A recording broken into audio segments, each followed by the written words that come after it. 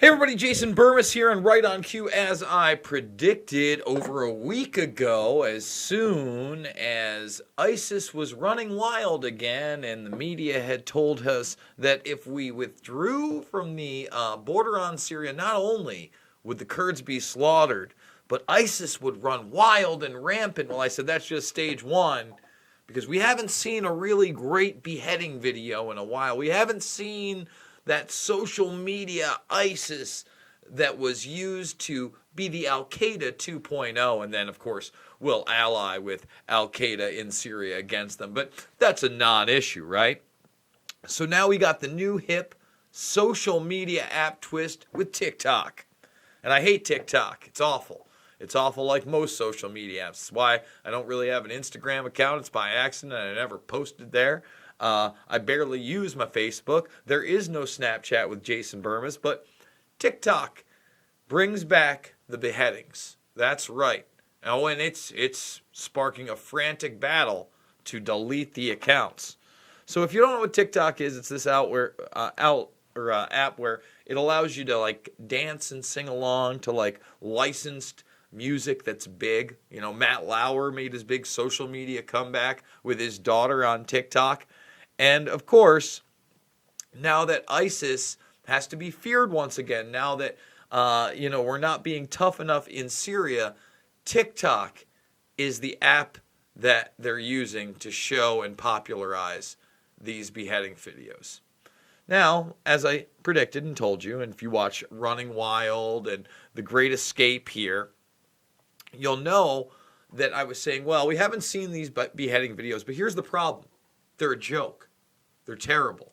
I'm not saying that some of these videos are not genuine and they're not killing people. Obviously, some of them are. But many of these videos are nothing but theatrics. This is a story from last year. In the Netherlands, there was actually an art piece where you would go up and you would stick your head in and you could take a picture as one of the beheading victims. Now, obviously, this caused outrage, but listen to what the artist had to say about it, okay? Because I think it's really telling. And by the way, this is Jihadi John. We'll get into him in a moment because he was kind of the rock star of some of these videos. And I want you to take a look at this gentleman and his figure in a moment. But the artist had this set to say. As a spectator of these attacks, we do not want to experience it, but we want to be a part of it. The overarching tone of the messages within the aftermath amplifies the feeling of collective victimization by European citizens. However, in comparison, there are only a few who were really present at the attacks, and the rest of Europe only perceived them through what? Cinematic and photographic imagery. And that's all these things are. They are the illusion of a large terrorist organization that will be your boogeyman through pictures and film. Now, what I'm going to show you is there's a lot of evidence that these pictures and film are manufactured, and what we need to be focusing on are actually the pictures and film that are out there that discredit the narrative that are being fed to us. A lot of people forget this story, but the Jerusalem Post, a lot of European media, they showed this video. Now, this was purported to be taken from a McCain staffer, hacked from a McCain staffer. And if you see, I mean, this person dressed exactly like Jihadi John, people in the jumpsuits, the desert foreground.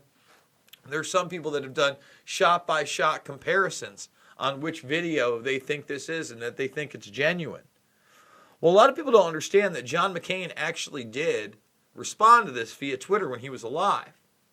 First, they doctored pictures to say I met with ISIS, and now Russian internet trolls, remember the Russian narrative was really beginning to take hold, okay? Say I staged ISIS executions, proud to be their number one adversary. So once again, that video is supposedly from his staffers. Whether McCain, staged any of this or was present, remains to be proven. But you take a look at this, and it absolutely deserves more investigation, right? And here's the thing.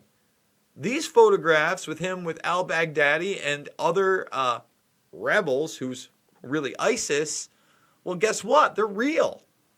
Try as you might to discredit them in that tweet and say that these are doctored, okay? And try as you might to say that NTV doctored this series of photographs of him sitting down and meeting with these people, right? Okay? They're real. They're real, John. They're not fake. Okay? Let's be very, very real about it. And it's still downplayed in the media today. McCain rips claims he posed for photo with ISIS fighters. Several photos, okay? And, none of those people worked for or have since worked for ever for ISIS, said Joel Berman, a program officer with the task force. Okay. Keep telling yourself that. And keep telling yourself that ISIS has an army of 7-footers. Okay? The Daily Mail does a good breakdown of showing you like how ridiculous this is and how this is produced. I mean, look at this shot right here.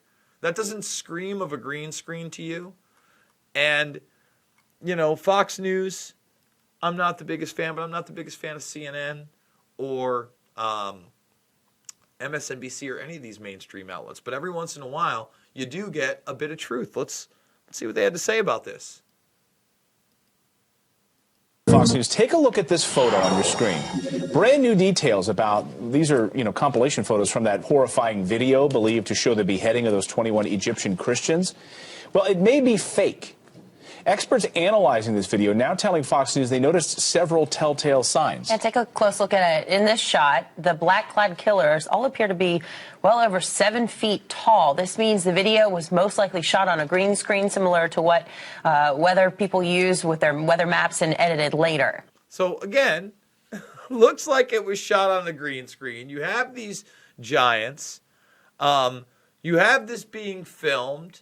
Not only that, but if you look at it, all of these prisoners, and listen, I'm not saying that every prisoner is going to struggle. There are many where, you're docile, and especially in smaller groups. This is a large group of people. It's a large group of people. Not one person's crying.